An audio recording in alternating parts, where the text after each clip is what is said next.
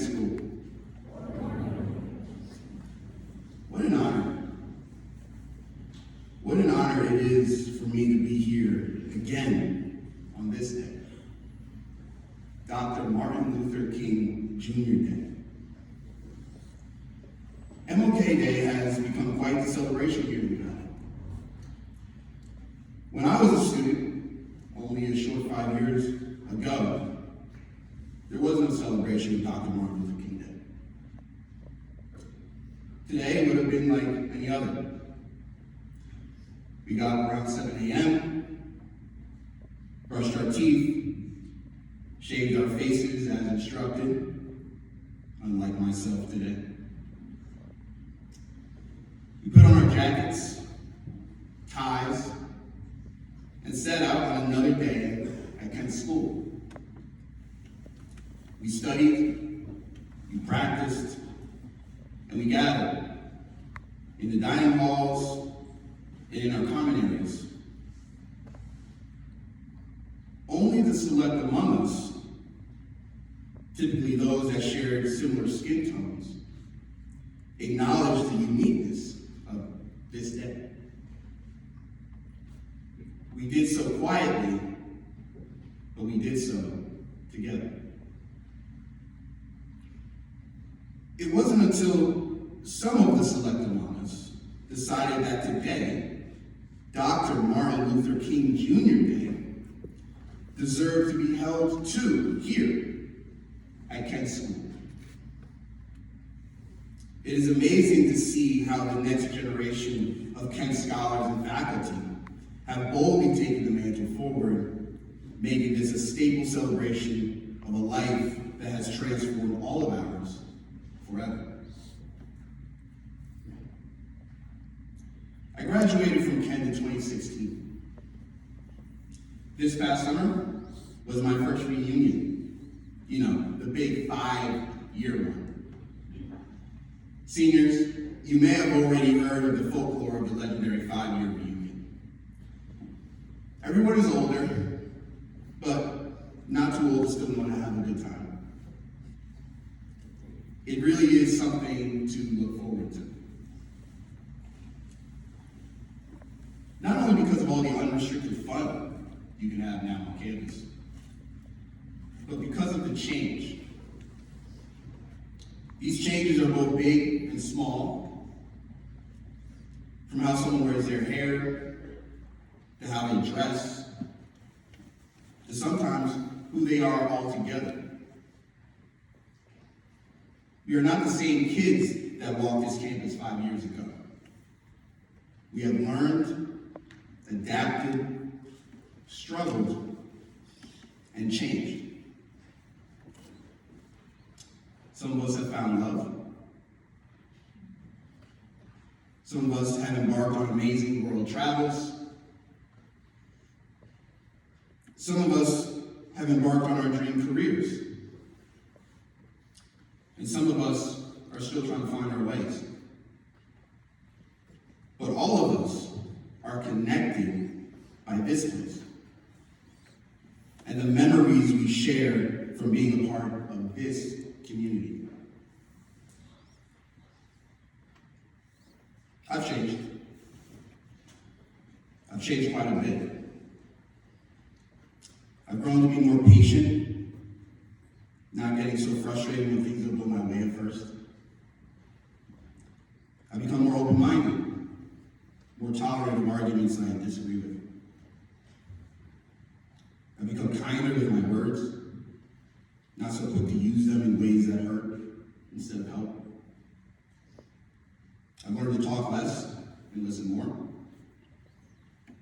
I've learned to give more than I ask for in return. I've learned to read more than I scroll. I've learned to quiet the inner voice in me that says I can't and that I won't, and replace it with I can and I will. I've changed to adapt to my present circumstances, and I've changed so that to have the opportunity to keep going, I have changed. ecoText. social reading platform I co-founded while a sophomore at the University of New Hampshire has changed. The faces we started with are no longer here. We have a new team, folks from all over the United States. We have a new direction, a clarified vision. We have new ideas, new concepts, new challenges, and new hurdles to overcome. We have changed as a means to survive. And we will continue to change as necessary for as long as we can. You will change too. Your ideologies may change. Your interests may change. Your friends may change. Your circumstances may change. Your environment may change. How you see yourself may change. What you think is your purpose may change.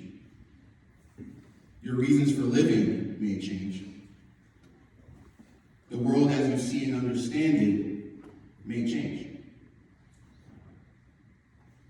You will not be the same person you are today, tomorrow, next week, or next year. We, by nature, are subject to constant states of change, both big and small. Dr. King changed. Towards the end of his life, he fought to build bridges between the civil rights movement and the labor movement. He changed to make his work more inclusive so that it may have a more significant impact. In 1961, Dr. King was invited to speak at the AFL-CIO's annual convention in Philadelphia. At this conference, elected delegates representing working people from across the country and from every job category came together to choose a leader to express their policy preferences. In that address, Dr. King said, "Our needs are identical with labor's needs: decent wages, fair working conditions, livable housing, old age security, health and welfare measures, conditions in which families can grow, have education for their children, and respect in the community. That is why the Negroes' labor's demands and fight for laws to curb labor. That is why the labor hater and the labor baiter is virtually always a twin-headed creature spewing anti-Negro epithets from one mouth and anti-labor propaganda from the other." In 1967, at the Southern Christian Leadership Conference, Dr. King was quoted saying, "And one day we must ask the question, why are there 40 million poor people in America? And when we begin to ask that question, we are raising questions about the economic system, about a broader distribution of wealth." Dr. King traveled to Memphis, Tennessee in 1968 for his Poor People's Campaign. The goal of the Poor People's Campaign was to make a call to action across the nation to implement policies and practices that create economic justice.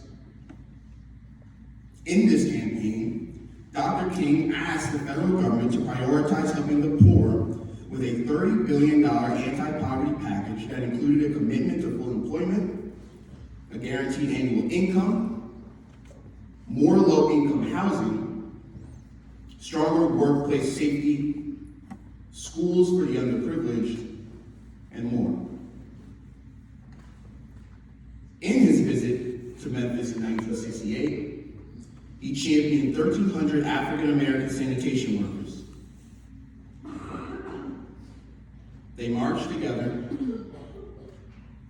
donning now the iconic "I am a man" signs across their chests. Unfortunately, the economic disparities that Dr. King noticed in the 1960s are still plaguing our society in 2023. Today, White home ownership is 74.6% compared to just 45.3% of Black households, a gap of more than 29 points. In 1960, white home ownership was 65% compared to just 38% of Black households, a 27-point gap. In 2018, Fortune 500 CEOs who earned approximately $14.5 million on average included just 4 African Americans and 10 Latinx. That is less than 3% of the total, although we comprise close to 32% of the US population. In venture capital, 1% of Black founders received funding for their businesses in 2022. This is a slight drop from 1.3% in 2021.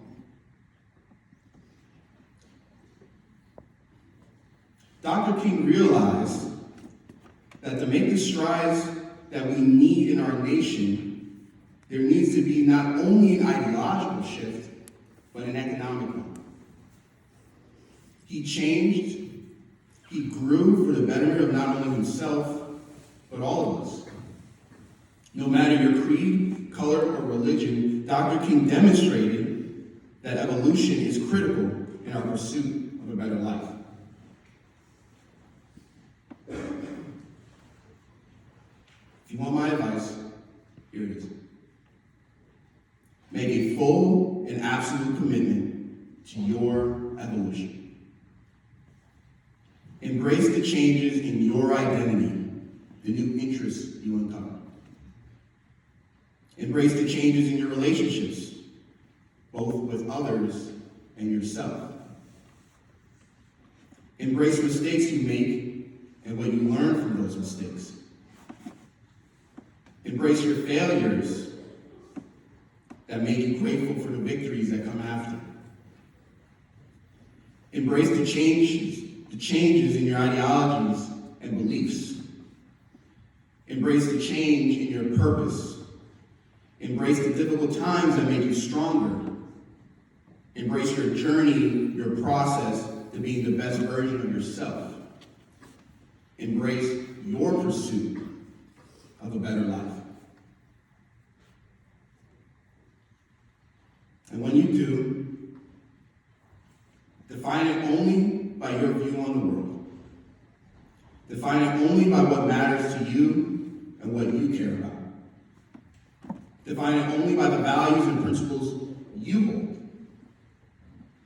Define it only by what fills your life with happiness and joy.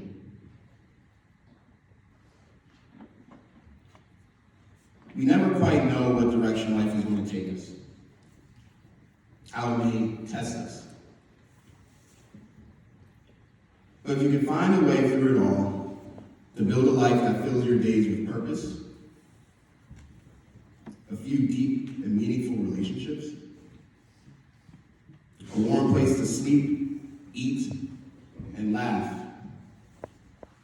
you, my friends,